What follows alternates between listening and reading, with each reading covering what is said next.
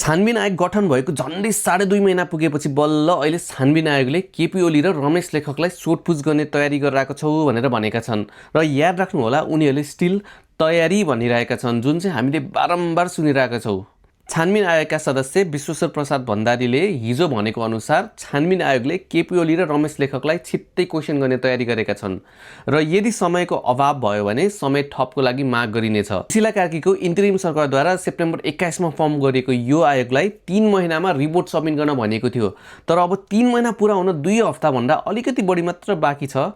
So situation हेर्दा चाहिँ समय फेरि थप हुने जस्तो देखिन्छ। अहिलेसम्म यो छानबिन आयोगले रवि लामिछाने सहित थुप्रै व्यक्तिहरूको स्टेटमेन्ट लिइसकेको छ, जसमा थुप्रै पुलिसहरू पनि छन्।